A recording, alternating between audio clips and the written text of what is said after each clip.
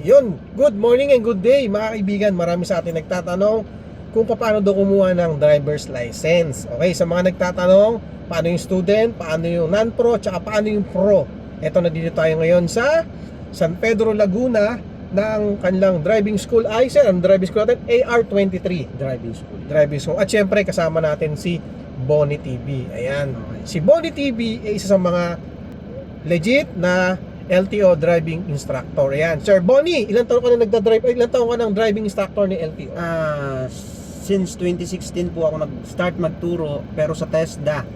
Nagtuturo po ako sa TESDA ng driving in C2, driving in C3, at welding in C1, in C2. Yan po yung mga tinuturo. Ganun katagal na siya sa driving school ni LTO. Okay sir, mabilis na tayo. Pero pakilala mo muna tayo yung sarili natin. Bonnie TV, yung channel natin, tsaka yung page natin.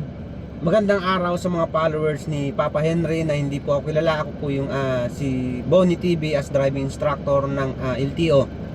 Yan, meron akong 115 followers, 1,000 sa Facebook. Yun, syempre. Yung link nasa baba na. Okay, tsaka yan nandiyan nasa screen na natin.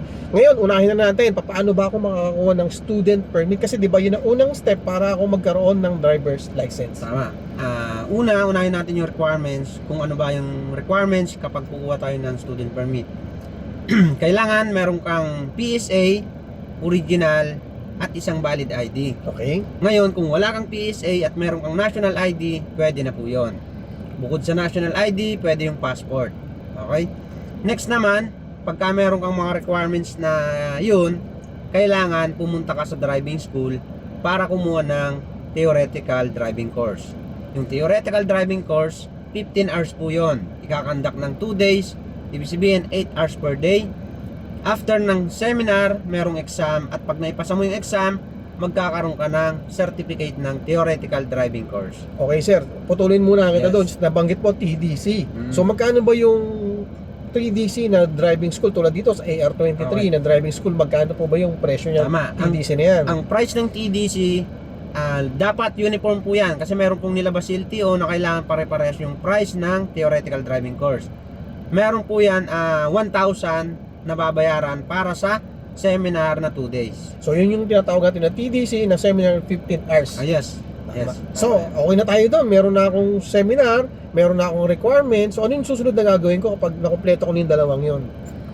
Punta na sa LTO pagka nakuha mo yung certificate ng TDC, punta ka sa LTO para mag-medical. After ng medical, punta ka sa guard, hingi ka ng ADL form or yung application form na pinipil-upan kapag kukuha ng license. So yun. Ganun kabilis lang. Yes. So, pagka nakapil-upan mo yung form na yon, pasok na sa loob para sa check ng mga documents, kung walang kulang, tama, para sa student permit. Yun na yun. Magkano naman yung student permit, tsaka magkano naman yung medical? Siyempre, Tama. marami nagtatanong dyan, baka mamaya magkano daw yun? Yung medical, nagre-range siya sa 500 to 700. Okay. Depende na lang pag alam mo na yung blood type mo at meron kang katunayan na may blood type na nakalagay tulad ng national ID, 500 na lang yung babayaran mo. Pagka walang blood type, umaabot ng 700. Okay. Yun ang price ng medical. After sa medical, pasok ka sa LTO, ang babayaran mo naman sa student permit ay 250 pesos. So yun lang yung magagastos ko dun sa LTO. Yung medical, sabihin natin 500 to 700, and then yung student permit Na 250 pesos. sa 250 pesos. So yun na lang yung magagastos natin. Tama. So more or less, magkano lang yung magagastos natin? 1,750. 1,750 1,000 sa TDC, sa TDC. 500 sa medical, 250 sa student permit. Yun, no. Ganun lang mga kaibigan natin, ang mga followers natin. Ganun kabilis kumuha ng student permit. Okay, so sa mga susunod, okay, cut ko muna natin dito kasi baka humaba masyado. Yung susunod na sasabihin ko sa inyo, paano naman kumuha, syempre papaliwanag din ni Bonnie TV, paano naman kumuha ng non-professional driver's license papunta doon, or paano naman kumuha ng non-professional driver's license na galing ka sa student permit. Okay? So yun lang, maraming salamat syempre si Bonnie TV to. Ayan, no. Dito lang yan sa AR23 Driving School. AR23 Driving School, San Pedro, Laguna. Located po kami dito sa Atienza Compound, Barangay Nueva, San Pedro, Laguna. Nasa gate po kami mismo ng LTO San Pedro. Ayan, no, yung sa may gasolina, ano bang gasolina yun? JT Gasoline Station. JT Gasolina. Sa likod ng Dunkin' Donuts. Basta bago po kayo dumating ng South Galleria o bago dumating kayo ng yung Landayan, nasa left side po sila. Open, kailan nag-open muna pala to si AR23 Ang driving open po school? ng AR23 Driving School ay Monday to Friday lamang. Wala po kami Saturday, Sunday. Okay, so yun mga kaibigan, na punta na kayo dito sa AR23 na driving school. So magbibigay po sila, meron po silang driving school ng TDC at saka PDC. So susunod na video natin ay paano kumuha ng non-professional driver's license from student permit. Okay? Thank you!